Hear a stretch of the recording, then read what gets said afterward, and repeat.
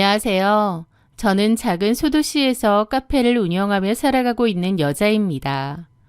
저는 과거에 짧은 결혼 생활을 했던 경험이 있어요. 기간은 짧았지만 너무 최악이었고 제 마음엔 큰 상처로 남기도 했죠.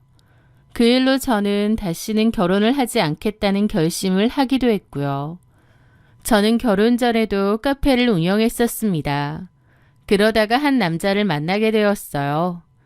그 남자는 도시에서 외곽 쪽으로 훨씬 들어가면 있는 시골에서 부모님과 함께 소 축사를 운영한다고 했습니다.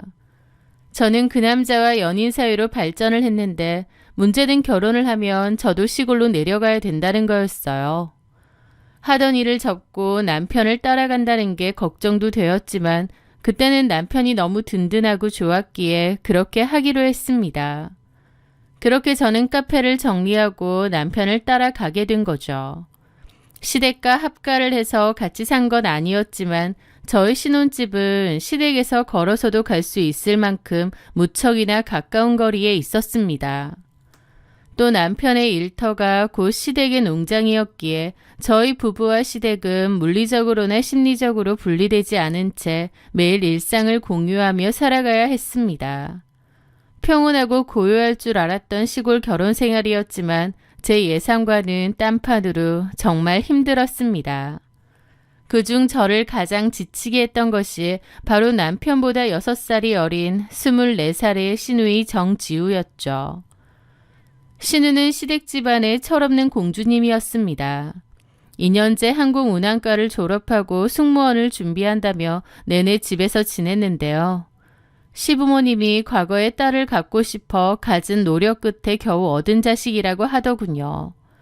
그래서인지 시부모님은 금이야 오기야 신우를 키웠고 제 남편까지 어린 여동생인 신우에게 껌뻑 죽는 신용을 했습니다. 문제는 그 맹목적인 공주 대접이 저에게까지 일방적으로 강요되었다는 점이었어요. 신우는 저를 처음 보았을 때부터 은근슬쩍 싸가지 없이 굴더라고요. 저희 남편이 시부모님과 일하고 시부모님으로부터 생활비나 월급을 받기 때문에 종속적인 관계라는 것을 바로 안 거죠. 사실 처음에는 막내 특유의 스스럼 없는 성격이라 허물없이 구는 줄 알았습니다. 하지만 시간이 지날수록 그것이 친근함이 아닌 저를 명백히 아랫사람으로 취급하는 무례함에서 비롯되었다는 것을 알게 되었죠. 나이도 어린 게 못된 것만 배워서는 신우짓을 제대로 하려고 했던 겁니다. 가족들이 모인 식사 자리에서도 은근하게 저를 깎아내렸죠. 솔직히 새언니, 우리 오빠랑 너무 차이 나는 거 아니야? 나는 우리 오빠가 훨씬 예쁜 새언니 데려올 줄 알았는데. 그치 엄마?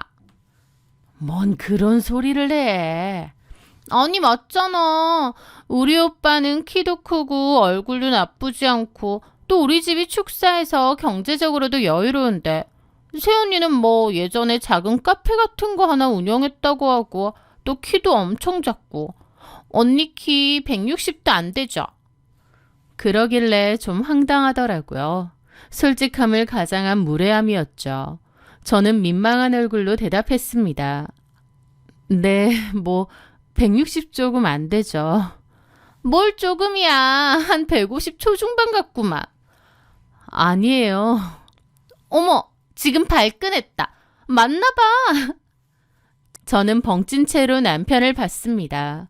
동생이 저렇게 무례하면 남편이라도 뭐라고 해야 되는데 그저 지 동생 귀엽다는 얼굴로 보고 있는 겁니다. 지금 생각해보면 결혼 초반에 그렇게 나올 때 확 뒤집어 엎었어야 했는데 저도 어버버하게 당했던 것 같아요. 게다가 오빠한테 시집와서 일도 안 하고 집에서 탱자탱자. 하긴 오빠가 돈 잘 벌어다 주니까 언니 진짜 팔자짱. 신우이의 말에 시부모님은 그저 허허 웃으며 방관할 뿐이었고 남편도 마찬가지였습니다. 노골적인 조롱에 기분이 상해 남편에게 넌지시 불쾌함을 표해보았지만 돌아오는 대답은 늘 같았습니다. 에이, 지우가 아직 어려서 세상 물정을 잘 몰라 철이 없잖아. 당신이 윗사람이고 언니니까 그냥 귀엽게 봐주고 이해해줘. 가족의 비호 속에서 신우이의 오만함은 날이 갈수록 심해졌습니다. 어느 날 신우는 자기 방에서 쇼핑백을 하나 들고 나오더니 거실에 앉아있던 제 앞에 주는 겁니다. 이게 뭐예요? 이거 내가 쓰던 화장품들인데 톤이 나랑 안 맞아서 언니 써요. 백화점 브랜드라 비싼 거예요. 언닌 백화점 거 잘 안 쓰죠? 거의 새 거나 다름없어요. 어이가 없더라고요. 저는 애써 웃으며 말했죠. 괜찮아요. 나 어차피 화장도 잘 안 하고. 아, 그냥 주면 받아요. 나 어차피 많아서 그래요. 언니, 그리고 화장도 좀 하고 그래요. 맨날 쌩얼이면 우리 오빠도 너무 질릴 것 같은데? 그래서 너무 어처구니가 없었죠. 그 와중에 눈치 없는 남편은 지우는 좋은 것만 쓰니까 이득이라면서 잘 챙겨가라고 하는 겁니다. 제가 달라고 한 것도 아니고 지가 안 쓰는 걸 왜 준다는 건지. 그런데 더 황당한 건요. 나중에 집에 와서 보니 그 화장품들은 이미 유통기한이 지난 것들이었습니다. 저는 남편에게 이게 뭐냐고 지 안 쓰는 쓰레기들을 나 준 거냐고 했는데 남편은 걔가 알고 그랬겠냐고 정 쓰기 싫으면 버리라면서 그 와중에 지 동생 편을 들더라고요. 그런 식으로 얄밉게 구는 게 한두 개가 아니었습니다. 저는 그런 신우 때문에 은근히 스트레스도 많이 받고 힘들었죠. 하지만 갈등이 본격적으로 수면 위로 드러난 건 자동차 때문이었습니다. 시아버지는 음주운전으로 면허 취소가 되어서 운전을 안 하시고 시어머니는 면허가 없으세요. 신우는 면허가 있긴 하지만 무섭다고 운전은 안 하고요. 그래서 차라고는 저희 남편 차밖에 없는데요.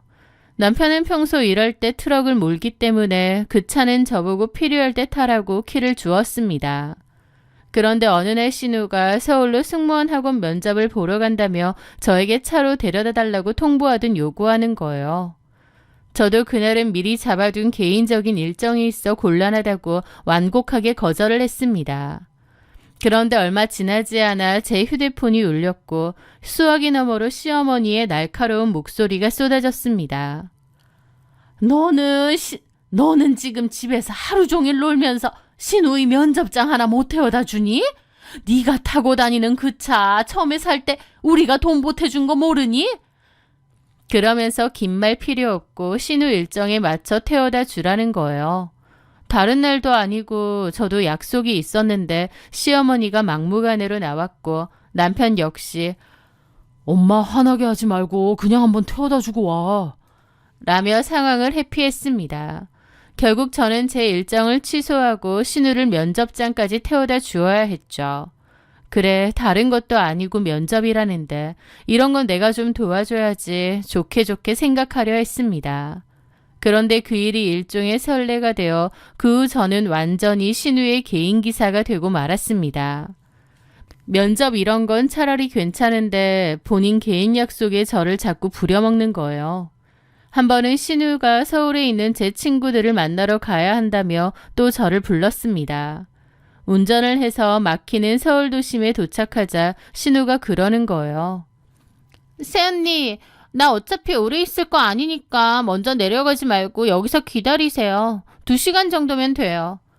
저는 대답할 틈도 없이 친구들을 향해 달려가는 신우의 뒷모습을 바라보아야만 했습니다. 그날 저는 낯선 서울의 길가에서 차를 세워두고 차와 근처 카페를 전전하며 무려 5시간이나 신우를 기다려야 했어요. 기다리면서도 내가 지금 뭐 하는 건가 현타가 오더라고요. 정말 형언할 수 없는 자괴감이 밀려왔죠. 고맙다는 말 한마디 없이 차에 올라타면 팔짱 끼고 눈을 감습니다. 출발하라면서요. 어이가 없었죠. 게다가 그 뒤로 신우는 자기 필요할 때마다 저한테 태워달라고 했고 저는 마지못해 그렇게 해주었습니다. 시부모님도 남편도 전혀 제 편이 아니었고 또 이 정도는 당연히 해야 된다고 말을 했기에 그런 가스라이팅에 저도 스며들었던 것 같아요. 하지만 한 번씩 너무 기분이 나쁘고 계속 이렇게 살아야 되나 싶기도 했습니다. 그런데 시댁과 물리적, 경제적으로 밀착되어 살아가는 환경이었기에 제가 싫다고 마냥 뻗댈 수도 없는 노릇이었어요. 그러던 어느 날이었습니다. 또 신우가 자기를 태워달라고 했죠.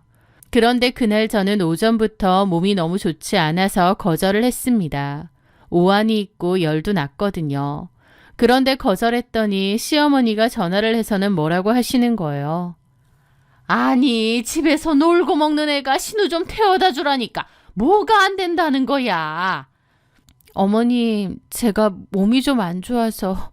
어디가 안 좋은데? 안 좋으면 병원에 가야지. 왜 그러고 있어? 그래서 병원 가려고 하는데 아가씨가 또 태워다 주라고 하는 거잖아요. 아, 그럼 지우 태워다 주고 와서 병원 가면 될 거 아니여. 병원도 이런 시골보다는 서울이 훨씬 나을 거다. 저는 결국 마지못해 아픈 몸을 이끌고 신우를 태우고 약속 장소에 데려다 주었습니다. 신우는 또 먼저 내려가지 말고 기다리라고 하더라고요. 저는 어쩔 수 없이 그 인근에서 병원을 찾았고 갔더니 사람이 너무 많더라고요. 그래서 거의 1시간이나 기다렸다가 진료를 받았는데 독감이라는 겁니다. 결국 저는 기다린 끝에 겨우 수액을 맞기로 하고 누워 있었어요. 그런데 눕자마자 신우가 전화를 해서는 자기 일정 끝났으니 이제 가자는 거예요. 저는 이제 막 수액 맞기 시작했다고 했더니 자기는 그럼 뭐 하냐고 짜증을 내더라고요. 독감이라는데 괜찮냐는 말 한마디 없이요. 저도 짜증이 나서 병원에 와서 기다리던지 하라고 했더니 소리를 빽빽 지르며 당장 수액 빼고 나오라고 집에 가자는 겁니다. 그 말에 저도 완전 꼭지가 돌았죠. 아가씨, 나 수액이라서 수액 맞고 있다고 했잖아요. 근데 수액 빼고 집에 가자고요?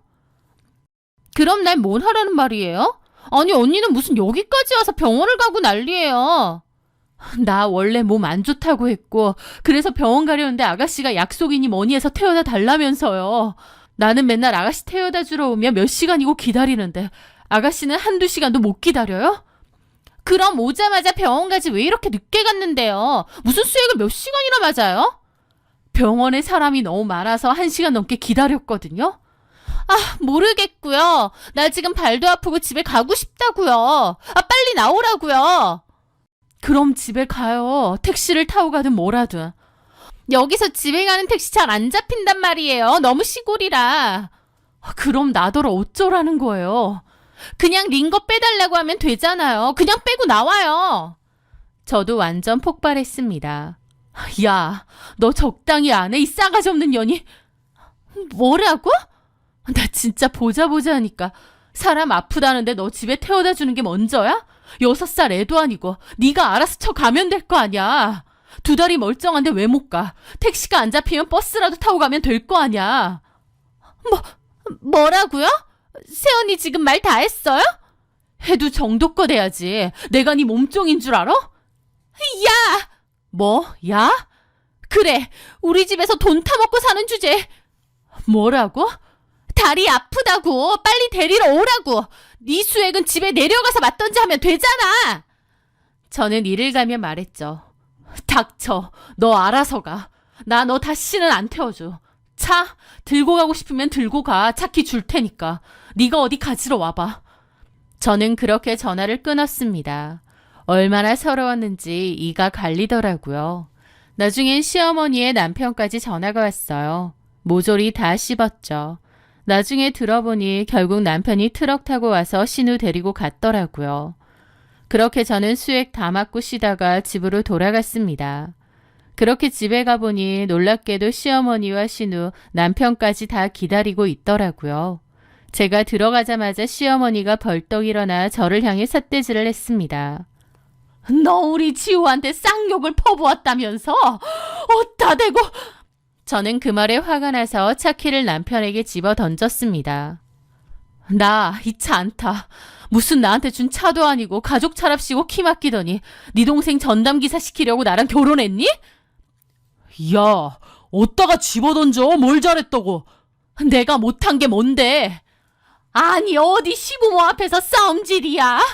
어머님도 그러시는 거 아니에요. 얼마나 막히었으면 저렇게 위아래도 없이 싸가지 없게 구냐고요. 뭐야? 싸가지? 야, 너 말 다 했어? 야, 너 적당히 안 해? 빨리 지우한테 사과하고 엄마한테도 사과해.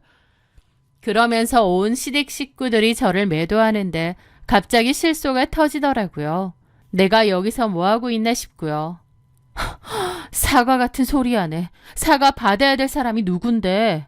됐고 이혼해. 뭐? 이혼? 세상에 저렇게 쉽게 이혼 소리가 나오는 거 봐라. 저는 뭐라고 하던지 말던지 그 길로 짐을 싸서 집을 나왔습니다.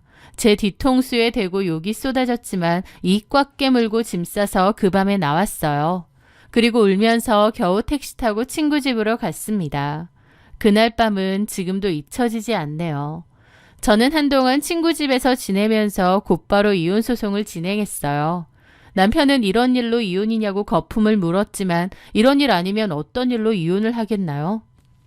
저는 무조건 이혼하겠다고 했고 남편 상대로 위자료 청구 소송도 걸었습니다. 그 소송으로 한동안 진흙탕처럼 싸웠어요. 결국 많은 금액은 아니지만 승소하면서 위자료를 받아내며 겨우 이혼을 하게 되었습니다. 그렇게 싸가지 없는 신우의 기사 노릇하다가 짧은 결혼 생활이 끝이 난 거였죠. 이혼 후 저는 도심의 작은 전셋집을 구했습니다. 제가 원래 살던 곳이었죠. 그리고 친정부모님의 도움과 위자료를 보태 자그마한 카페를 차렸습니다. 원래 하던 일이었기에 카페를 꾸리고 운영하는 것은 어렵지 않았어요. 매일 아침 일어나 신선한 원두를 갈고 커피를 내리며 바쁘게 살아간 저는 지난 결혼 생활에서의 상처를 조금씩 잊고 서서히 마음의 평온을 되찾아갔습니다. 저를 무시하고 갉아먹던 인간들이 사라진 일상은 너무나도 고요하고 평화롭더라고요. 제가 운영하는 카페는 화려하진 않았지만 특유의 차분한 분위기와 맛있는 커피 때문에 조금씩 동네 사람들의 입소문을 타기 시작했습니다. 그 중에서도 유독 저희 카페 커피를 좋아하여 일주일에 3번 이상 꼭 들르는 단골 손님 한 분이 계셨어요. 항상 우아한 옷차림으로 카페에 들러 커피를 시키고는 조용히 책을 읽고 가시는 중년의 여성분이셨죠. 가끔 손님이 없는 한가한 시간대면 그분과 수소한 대화를 나누곤 했는데 교양 있고 다정한 성품이셔서 마음을 열고 가깝게 지내게 되었습니다. 그분과 대화를 하다가 알게 된 거지만 저희 지역에서 큰 건물 여러 개를 들고 있는 지역 유지였습니다. 돈이 많아도 거들먹거리지 않고 검소하고 단정하며 성품도 좋으신 분이었죠. 그렇게 저는 그분과 친하게 지내게 되었고 서로 속에 있는 얘기도 허물없이 하게 되었어요. 손님 이상으로 친하게 지내게 되었죠. 그런데 한동안은 그 손님이 카페에 오지 않으시더라고요.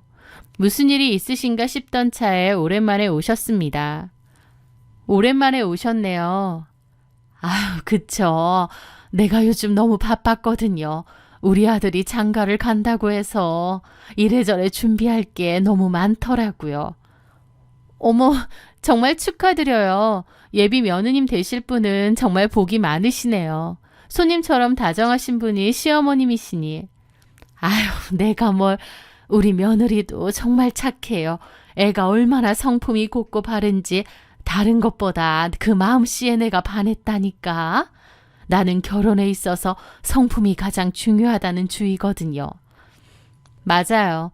결혼에는 그게 제일 중요하죠. 저는 제 지난 결혼 생활이 생각나 입이 씁쓸하더라고요. 다음에 우리 예비 며느리 데리고 한번 올게요. 우리 며느리도 커피 좋아한다네. 내가 이 집 제일 좋아하는 단골이잖아요. 감사해요. 꼭 한번 들러주세요. 제가 맛있는 커피 대접할게요. 그로부터 며칠 뒤 주말 오후였습니다. 가게 문에 달린 종이 딸랑거리며 울렸고 그 손님이 젊은 아가씨와 함께 환하게 웃으며 카페 안으로 들어오시더라고요. 사장님, 저번에 말했던 우리 예비 며느리예요.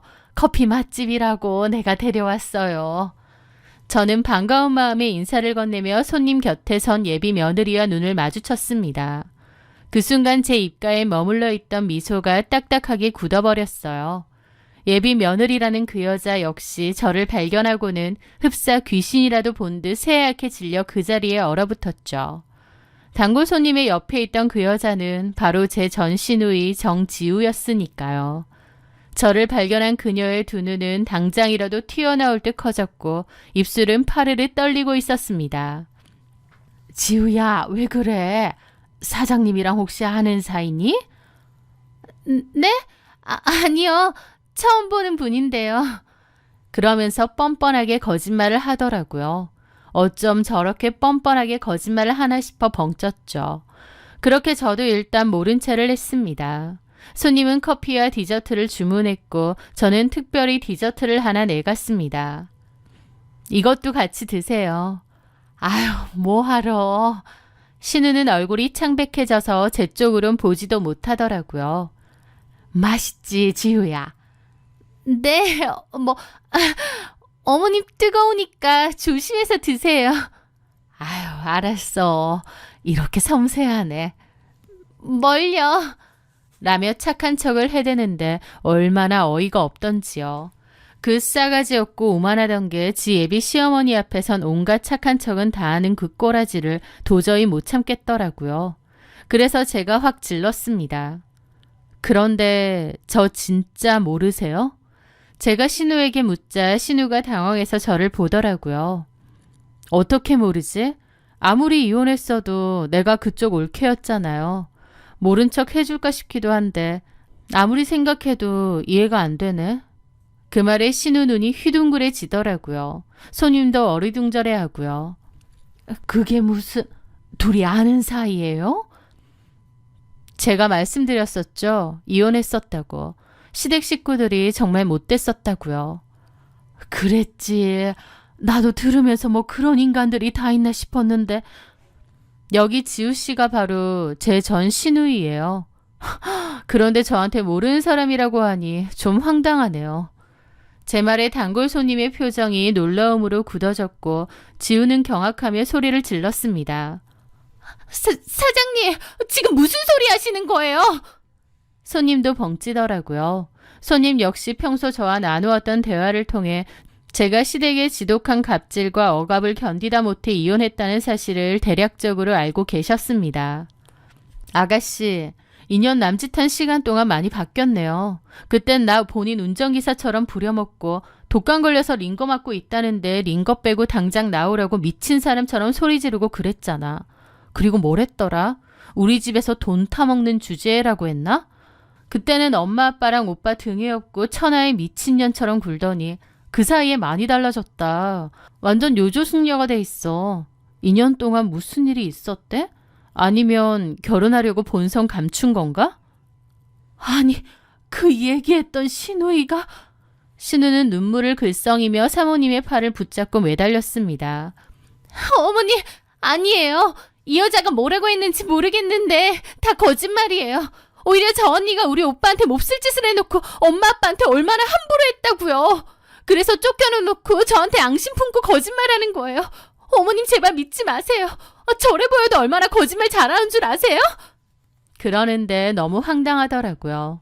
저는 차분하게 핸드폰으로 제 클라우드에 접속했습니다. 거기에는 제 이혼 관련 자료가 아직도 들어있거든요. 저는 위자료 법원 판결문을 꺼내 손님에게 드렸습니다. 거짓말은 네가 잘하는 것 같네. 네가 나 전담기사로 이용해 먹고 나한테 폭언했던 거 그거 증거로 다 남아있거든. 그 와중에 니네 오빠가 모든 사실을 묵인하고 네 편만 들어서 네 오빠로부터 위자료까지 받아냈잖아. 그 판결문을 확인한 사모님의 손이 부들부들 떨리기 시작했습니다. 원하신다면 정주 씨가 저한테 뭐라고 카톡 보냈는지도 보여드릴 수 있어요. 그 순간 손님의 얼굴은 분노로 달아올랐고 배신감과 경멸이 어린 눈빛으로 신우를 노려보았습니다. 사실 저는 손님과 친했기에 들은 얘기가 많았는데 그 손님은 과거 젊은 시절 아주 지독하고 악랄한 시집살이를 겪으셨대요. 시어머니 시집살이도 심했고 시누이들도 셋이나 됐는데 시누이들도 정말 못됐었다고 했죠. 그래서 그런 시집살이에 피눈물을 흘렸던 상처가 있는 분이었고 자기는 절대 그런 시집살이를 시키지 않겠다고 결심하셨대요. 그래서 사람 인품을 가장 중요하게 여긴다고 했던 것 같은데 며느리로 맞이할 아이가 바로 그런 시집살이의 가해자였다는 사실에 극도의 혐오감을 느낀 것입니다. 어머니, 진짜 오해예요. 제가 설명할게요. 지우가 울며 불며 변명하려 했지만 손님은 지우의 손을 매몰차게 뿌리쳤습니다. 세상에, 내가 이 사장님 얘기 들으면서 아직도 그렇게 못돼 처먹은 시댁이 있나 했는데 너 내 앞에선 그렇게 착한 척하고. 어머니, 그게 아니라요. 됐다. 길게 얘기할 필요도 없을 것 같다. 결혼은 다시 생각해보자. 손님은 그 길로 카페를 나가버리셨고 신우는 절망적인 얼굴로 손님을 따라 나가더라고요. 저는 그 꼬라지를 보며 코웃음을 쳤죠. 얼마 뒤 전 신우와 그 집안 아들의 혼담은 완벽하게 파투가 났다는 소문이 온 동네에 파다하게 퍼졌습니다. 좁은 동네였기에 소문이 금방 퍼진 거죠. 그런데 자기 결혼이 깨진 데에 대한 분노가 생겼는지 어느 날 전 신우가 저희 카페에 쳐들어와 닥치는 대로 테이블을 뒤엎으며 악을 쓴 겁니다. 너 때문에 다 망했어. 네가 뭔데 내 인생을 망쳐? 가만 안 둘 거야. 저는 당황하지 않고 마음껏 난리치길 기다렸다가 조용히 전화기를 들어 경찰에 신고했습니다. 여기 카페인데요. 어떤 미친 인간이 쳐들어와서 행패를 부리고 기물을 파손하고 있네요. 빨리 와주세요. 그러면서 저한테까지 손찌검을 하려는 겁니다. 저는 일부러 가만히 있었습니다. 그렇게 잠시 후 경찰이 출동했고 전 신우는 현행범으로 체포되었습니다. 재물손괴와 영업방해 혐의, 게다가 저에 대한 폭행 혐의까지. 전 신우는 유치장에 갇혔고 전 남편과 전 시어머니가 제 카페로 달려와 무릎을 꿇고 싹싹 빌며 합의를 구걸했죠. 성희야, 우리가 정말 잘못했다. 지우가 아직 어려서 철이 없어서 그래. 제발 한 번만 용서해주라. 우리가 합의금은 원하는 대로 다 맞춰줄게. 제발. 저는 망가진 카페 기물에 대한 배상금과 합의금을 그들로부터 두둑하게 받아냈습니다. 하지만 그 일은 온 동네에 소문이 다 나서 동네의 조롱거리로 전락했죠. 저는 그 단골 손님과 여전히 좋은 인연을 이어가고 있습니다. 사모님은 그런 애인 줄 전혀 몰랐다며 자기 아들이랑 결혼시켰으면 어쩔 뻔했느냐고 하시더라고요. 전 신우도 자기가 언제까지나 저에게 갑인 위치일 줄 알았겠죠. 살다 보면 사람관계가 어떻게 될 줄 알고요. 저는 전 신우가 된통 당하는 것을 지켜보며 인생의 인과응보는 반드시 존재한다는 것을 다시 한번 깨달았습니다. 이것으로 제 길고 험난했던 사연을 모두 마칩니다. 들어주셔서 감사합니다.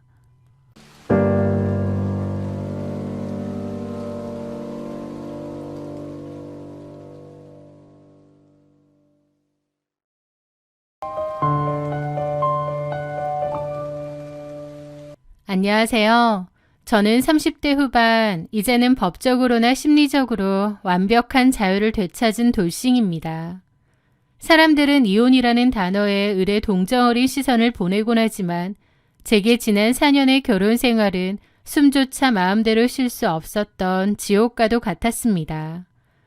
그렇기에 지금 제가 누리고 있는 이 평범한 홀로서기가 얼마나 소중하고 천만다행인 일인지 모릅니다. 겉으로는 너무나도 완벽해 보였던 남편의 추악한 이중생활, 그리고 뼛속까지 시리게 저를 옥죄었던 시댁의 기형적인 민낯에 대해 덤덤히 털어놓아 볼까 합니다. 전 남편과 저는 30대 초반에 지인의 소개로 처음 만났습니다. 연애 시절에 그는 참으로 다정하고 매너가 좋은 사람이었어요. 제가 야근을 하는 날이면 회사 앞까지 찾아와 기다려주었고 주말이면 제가 좋아하는 전시회나 맛집을 미리 알아와 데려가곤 했죠. 연애할 때는 저에게 화내는 법도 없었고 늘 제 의견을 먼저 묻고 존중해주는 듬직한 남자친구였습니다. 감정 기복이 별로 없고 늘 따뜻하고 다정다감한 말투를 쓰는 그 사람에게 저는 매료되었습니다. 그 기복 없는 여유로운 성격이 안정적으로 느껴졌던 거죠. 하지만 결혼을 결심하고 인사를 드리러 간 시댁은 제가 살아온 평범하고 상식적인 세상과는 완전히 달랐습니다. 시아버지는 건설 쪽 사업으로 큰 돈을 만지시면서 자수성가한 분이었고 시어머니는 교육자 출신으로 원리 원칙과 체면을 중시하며 살아온 대단히 보수적인 분이었어요. 시댁에 처음 인사드리러 간 날 시어머니는 저를 위아래로 훑어보며 마치 면접관처럼 질문을 쏟아내시더군요. 제 학력과 직장, 그리고 저희 부모님의 직업과 노후 준비 상태까지 꼬치꼬치 캐물으시는 거예요. 그 서늘한 눈빛에서 저는 제가 이 집안의 기준에 턱없이 모자란 사람이라는 것을 단번에 알 수 있었습니다. 시어머니는 평범한 집안에서 자란 저를 노골적으로 탐탁치 않아 하셨어요. 하지만 아들이 저와 결혼하겠다고 고집을 부리니 허락은 해주셨죠. 다만 신혼집을 해주는 조건으로 숨막히는 여러 요구 조건들을 내밀었습니다. 우리 집안 며느리로 들어오려면 네가 살아온 방식은 다 버려야 할 거다. 우리 집은 1년에 제사가 9번이야. 집안 어른들 기제사도 많고 시아버지 손님들 치르는 대소사도 많아. 우리 집 며느리가 되려면 이 모든 걸 도맡아 해야 한다. 그 차갑고 단호한 으름장 앞에서 두려움과 걱정을 느꼈습니다. 사실 인사온 예비 며느리에게 그렇게 차갑게 굴 정도면 제가 이 결혼은 아니구나 하고 끝냈어야 맞아요. 하지만 저도 그때는 콩깍지가 단단히 씌어 있었고 어떻게든 어머님 아버님 마음에 들고 싶기만 했습니다. 게다가 제 옆에 앉은 남편은 제게 그러더군요. 걱정 마. 엄마가 옛날 분이라 엄하게 말씀하시는 것뿐이야. 제사나 집안일은 내가 옆에서 다 도와주고 막아줄게. 나만 믿어. 그때의 남편을 너무 많이 사랑했던 저는 저를 노골적으로 싫어하시는 시부모님을 보고도 헤어지고 싶은 마음이 눈꼽만치도 없었습니다. 그래서 남편이 하는 말을 그냥 무조건 다 믿었던 것 같아요. 그렇게 저는 그 가혹한 조건들을 모두 수락해버렸습니다. 사랑의 힘으로 다 극복할 수 있을 거라고 착각했고 나만 잘하면 될 줄 알았거든요. 하지만 막상 결혼이라는 뚜껑을 열고 현실에 부딪혀보니 제 생각 이상으로 너무너무 힘들고 버겁더군요. 그리고 제가 그토록 믿었던 듬직한 남편의 실상은 너무나도 달랐고요. 남편은 겉보기에는 아주 번듯한 사업가였습니다. 하지만 실상은 본인 스스로의 능력으로는 아무것도 이룬 것이 없는, 특히 시아버지의 도움이 없으면 스스로는 아무것도 할 수 없는 속빈 강정일 뿐이었습니다. 사장 명함을 파고 운영하는 회사는 시아버지가 차려준 곳이었는데요. 그냥 시아버지가 사장 자리에 앉혀준 것뿐이지 업계에 대한 전문 지식도 사업을 이끌어갈 경영 능력도 없었습니다. 사실상 시아버지가 실질적인 대표고 남편은 그냥 바지 사장 같은 거였어요. 들어보면 학창 시절부터 시부모님이 남편에게 공부도 엄청 시켰다고 했고 비싼 유학에 할 수 있는 건 다 해준 것 같은데 그 정도의 공부 뒷바라지를 했음에도 남편은 공부도 못하고 잘하는 게 하나도 없었다고 하더라고요. 대학도 거의 꽂아주다시피 들어갔다고 하고요. 그런데 본인 능력이 없고 머리가 좋지 않다 보니 대학 졸업하고도 할 수 있는 게 별로 없었던 모양이었습니다. 결국 시아버지가 사업체를 만들어준 거고 사장 자리에 앉힌 거였어요. 그리고 인맥으로 꽂아준 몇몇 거래처로 유지하고 있는 거였고요. 한마디로 시아버지가 없으면 남편은 아무것도 할 수 없는 꼭두각시 같은 사람이었던 거죠. 저는 연애 때 남편의 성격이 서글서글 여유롭다고 생각했는데 막상 눈에 씌인 콩깍지가 벗겨지고 보니 그건 여유로운 게 아니더라고요. 그냥 대책 없고 책임감 없고 생각 없는 쪽에 가까웠던 겁니다. 본인이 인생에서 뭔가를 책임져서 해본 적이 없고 다 하라는 대로만 줏대없이 살다 보니 어떤 강단도 자신감도 없이 대충대충 그때그때 살아온 사람이었던 거예요. 치열한 고민이나 삶의 역경이 없으니 겉으로는 다 좋아 보이고 여유로워 보이고 그랬던 거죠. 말만 사업한다는 거지. 그것도 시부모님이 매달 돈도 다 내주고 남편은 성인이 됐고 결혼도 했지만 인격적으로는 전혀 독립이 안 된 상황이었던 겁니다. 그럼에도 불구하고 남편은 겉멋은 또 잔뜩 들어있었습니다. 사장 체면을 지켜야 한다며 비싼 외식과 골프를 즐겼죠. 옷도 비싼 것만 입고 취향도 고급이었고요. 우리가 살고 있는 신혼집부터 본인 사업체의 운영자금, 직원들 월급, 심지어 본인이 매달 펑펑 쓰는 품위 유지비와 카드값까지 그 모든 것은 전부 시부모님의 주머니에서 나오는 돈이었습니다. 상황이 이렇다 보니 남편은 절대적인 파파보이였습니다. 돈줄인 부모님의 심기를 조금이라도 거슬리면 큰일 나는 사람이었죠. 그래서 부당한 요구 앞에서도 입을 떼지 못했고 그저 모른 척하는 회피형 인간이었습니다. 그리고 그러한 남편의 행동은 고스란히 저의 불행으로 이어졌어요. 결혼 생활은 저에게 끔찍한 악몽이었습니다. 첫 1년은 정신적인 고통의 연속이었습니다.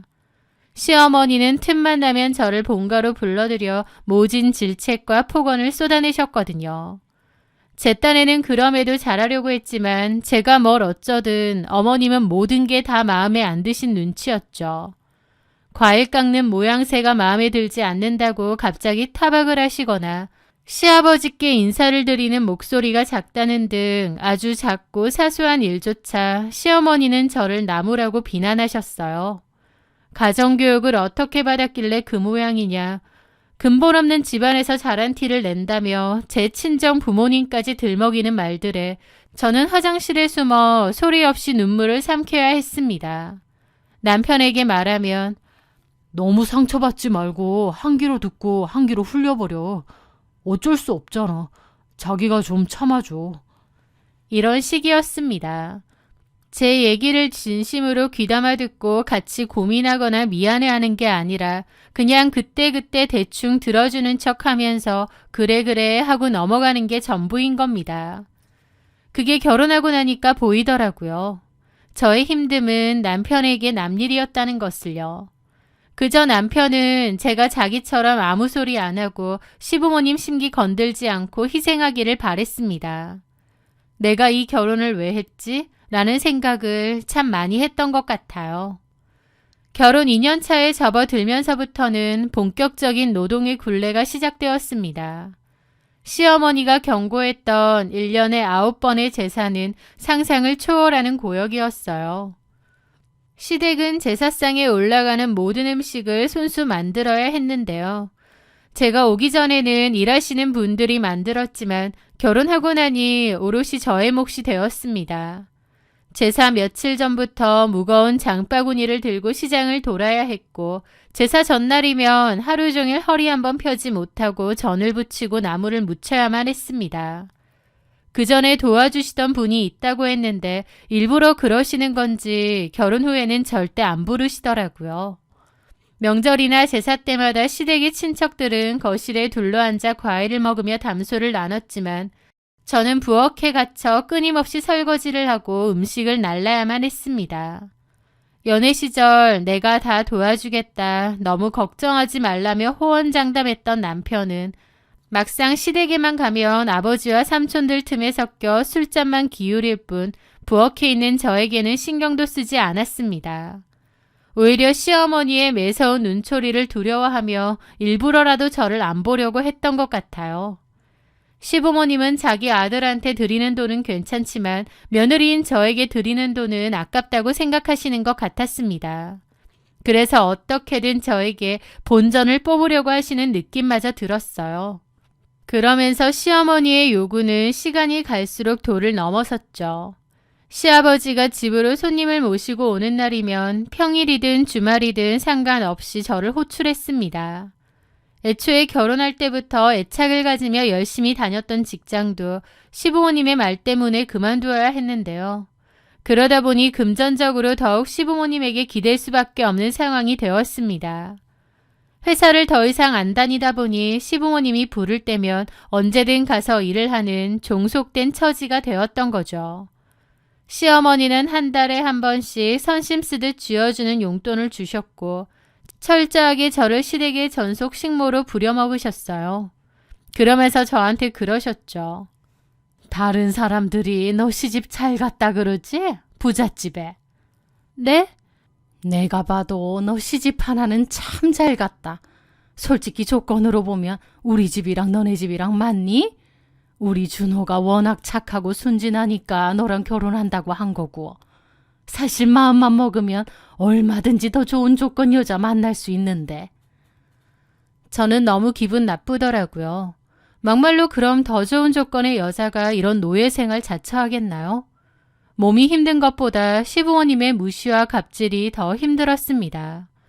하지만 남편은 여태까지 그래왔던 것처럼 부모님 돈으로 계속 편하게 먹고 살아야 했기 때문에 저를 시댁의 초봉알바지이자 방패막이로 내세운 채 뒷짐만 지고 방관했죠. 시부모님의 잔소리와 요구가 모두 저에게 집중되는 동안 남편은 평생 그랬던 것처럼 편안하게 계속 살아왔습니다. 결혼 3년 차 평소처럼 시댁에 제사를 마치고 녹초가 되어 돌아온 어느 밤이었습니다. 그날은 유독 시어머니의 잔소리가 심했던 날이었어요. 나물의 간이 평소보다 짜다느니 하며 저를 무안하게 만드셨죠. 육체적인 피로보다 마음의 상처가 더 깊었던 그 밤, 코를 골며 골아떨어진 남편의 곁에서 멍하니 천장을 바라보고 있었습니다. 행복하려고 한 결혼인데 너무 힘들다. 언제까지 이렇게 살아야 되나 싶더라고요.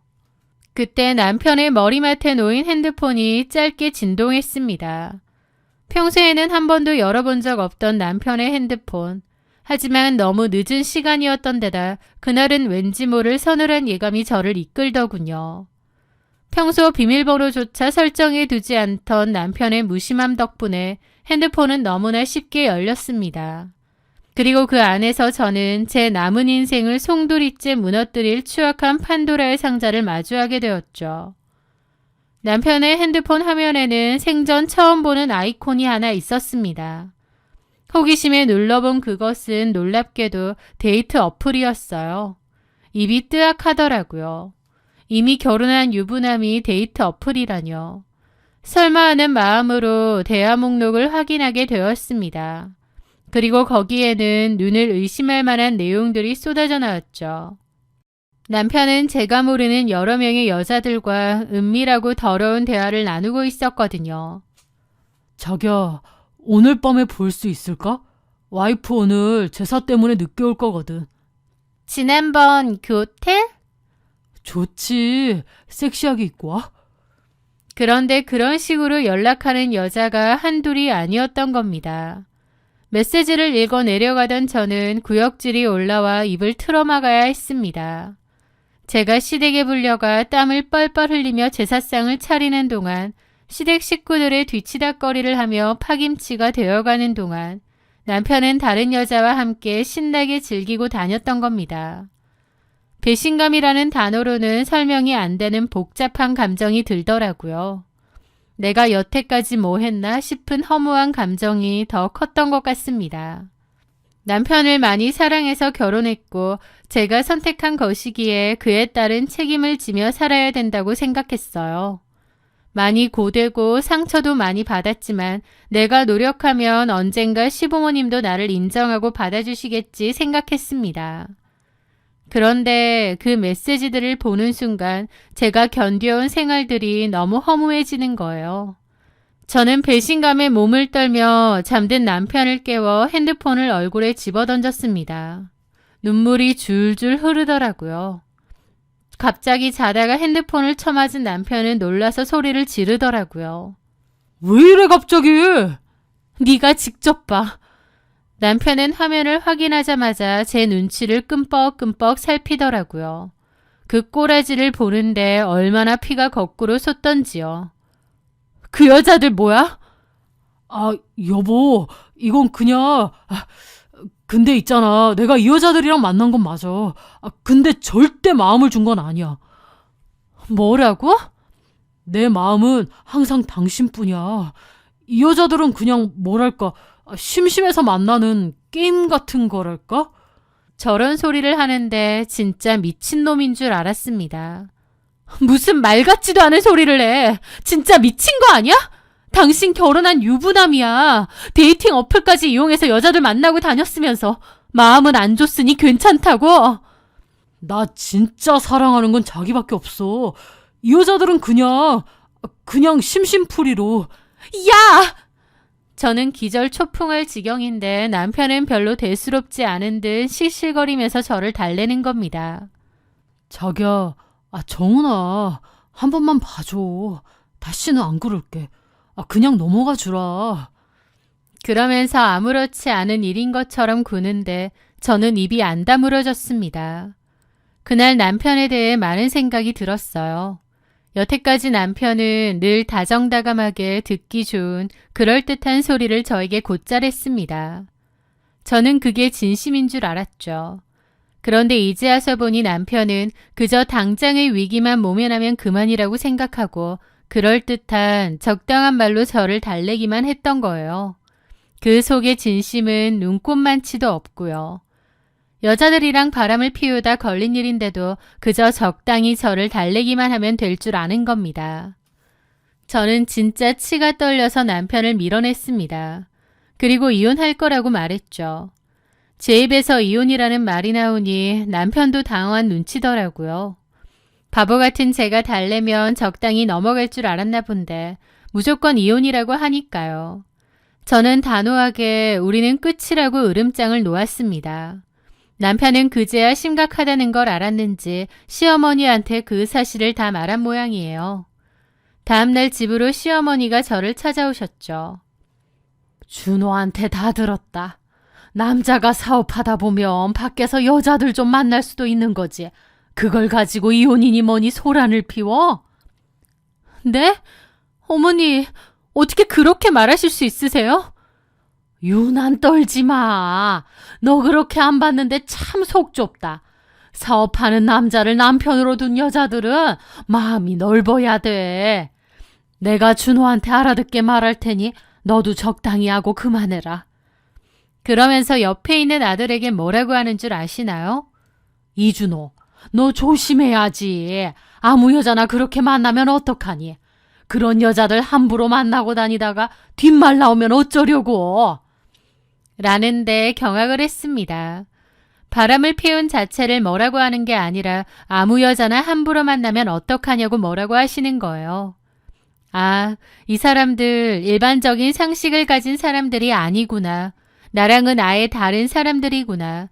그제야 완전히 깨닫게 되었습니다. 저는 이혼을 결심했습니다. 저 정상 아닌 사람들하고 도저히 한 가족으로 못 지내겠다는 판단이 들었죠. 그런데요.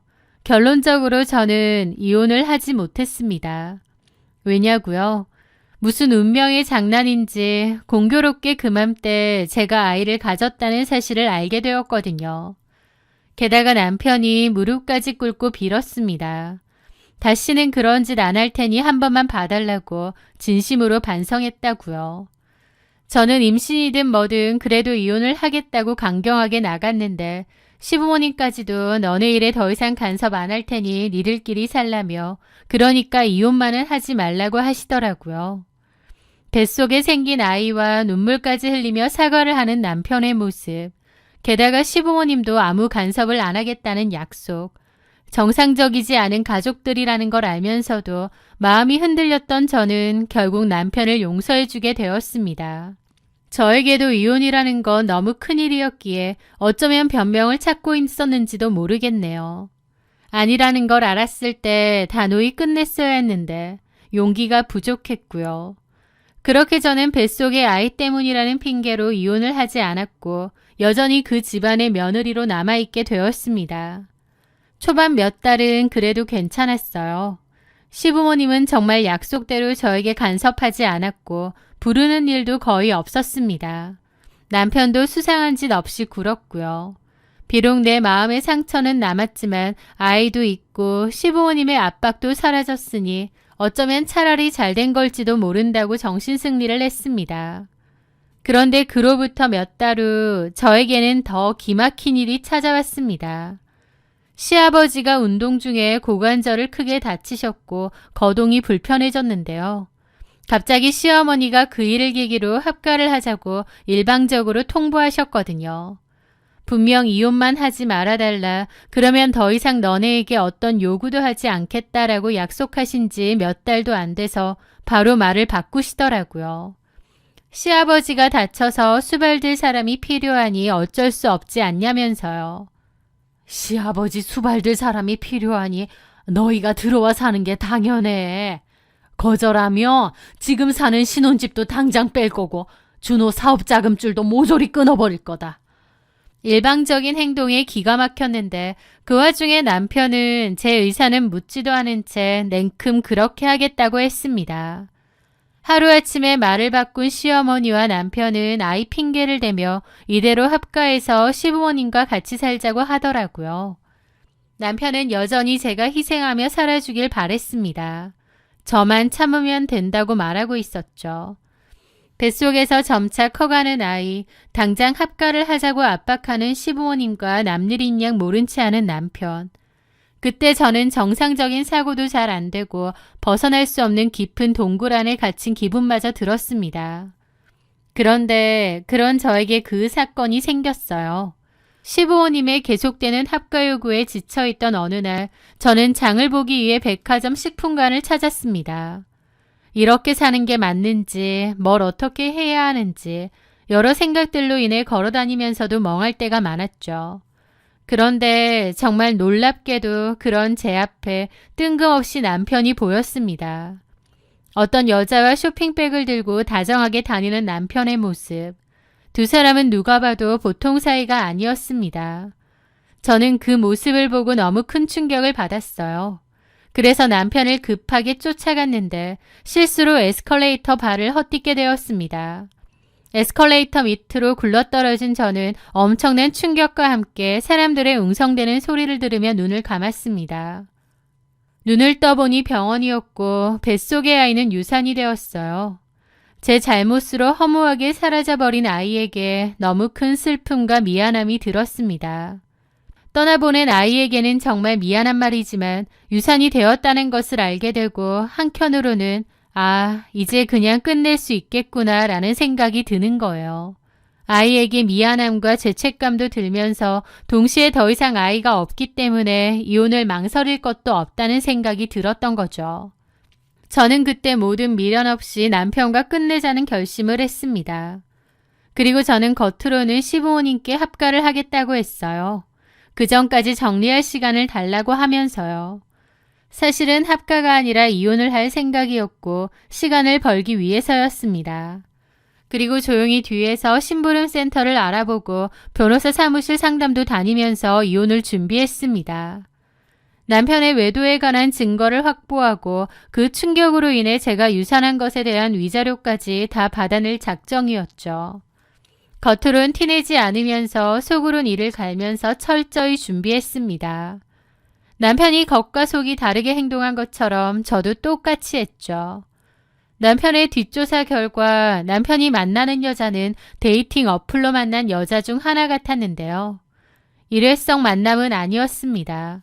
이미 오랫동안 만남을 이어온 것 같더라고요. 그렇게 모든 이혼에 관한 준비가 끝났을 때였습니다. 그날은 시부모님이 집으로 오라고 한 날이었죠. 저는 아침에 준비를 하다 말고 잠깐 나가서 상간녀에게 전화를 걸었습니다. 여보세요? 최수인 씨죠? 네, 누구세요? 이준호 아내입니다. 네? 이준호 아내라고요. 이준호 누군지 몰라요? 그 여자는 당황한 듯 말이 없더라고요. 내 남편이랑 요즘 만나고 다니죠. 내 남편 사랑하나요? 그 여자는 아무 대답이 없었습니다. 그쪽 상대로 상간소송 준비 끝냈거든요. 집과 직장으로 소장 보낼 생각이에요. 네? 저기 잠시만요. 소장을 어디다 보낸다고요? 유부남이랑 바람피고 다녔는데 이런 일 있을 거라고 생각 못했어요? 그리고 나 이준호랑 이혼할 거니까 데리고 가서 살아요. 저기 사모님 잠시만요. 저 준호 오빠랑 그렇게 깊은 사이도 아니고요. 깊은 사이도 아닌데 그렇게 자주 만났어요? 저기 그게 소송은 안 하시면 안 될까요? 제가 정말 잘못했습니다. 잘못했다고 없던 일이 되는 건 아니죠. 그러면 집에다 보내지 마세요. 직장도 안 돼요. 차라리 직접 주시면 안 되나요? 그 말에 저는 코웃음을 쳤습니다. 소장 직접 받고 싶어요. 네? 네. 그럼 내가 말하는 주소로 오던가요. 직접 줄 테니까. 어디로? 주소는 문자 찍어줄 테니까 1시까지 와요. 안 오면 바로 직장이랑 집으로 보낼 거니까. 그렇게 저는 전화를 끊고 집으로 왔습니다. 출발하자. 어머님 아버님 기다리실 테니. 그런데 남편 폰으로 전화가 울리더라고요. 제 눈치를 힐끗 보는 것 보니 그 상간녀가 남편에게 전화를 한 모양이었죠. 뭐야? 받아봐. 아니야, 스팸이야, 스팸. 그러면서 남편은 거절을 누르더라고요. 제 앞에서 상간녀 전화를 받기는 그랬겠죠. 그렇게 저와 남편은 시댁으로 갔습니다. 아버님은 침대에 누워 계시고 어머님이 저희를 맞이하시더라고요. 오자마자 저한테 그러는 겁니다. 왔니? 어서 들어와서 앞치마 입고 점심 준비해라. 이제 곧 합가할 건데 준비는 하고 있니? 네, 어머님. 그런데 그 전에 드릴 말씀이 있어서요. 아버지 배고파셔. 얼른 밥부터 차려. 아니요, 이 얘기를 하는 게 먼저일 것 같아요. 제가 단호하게 나오자 남편은 당황했고 어머님도 어이없다는 표정을 짓더라고요. 드릴 말씀이 있습니다. 이 얘기 먼저 들어주셔야 될 것 같아요. 저는 그렇게 말하고 거실에 가서 앉았습니다. 갑자기 왜 그래, 자기야? 저는 남편 말을 무시했습니다. 어머님은 어이가 없다는 듯 와서 앉더라고요. 뭔데? 저는 준비해온 이혼 서류를 꺼냈습니다. 저 이혼하려고요. 뭐야, 참나. 저번에도 이혼한다고 난리더니 너 무슨 이혼이 옆집 개 이름인 줄 아니? 그때 그 일은 없던 일로 하기로 한 거 아니니? 그랬죠. 그런데 아직도 바람을 피우는 거랑은 다른 얘기죠. 뭐? 남편도 당황하더라고요.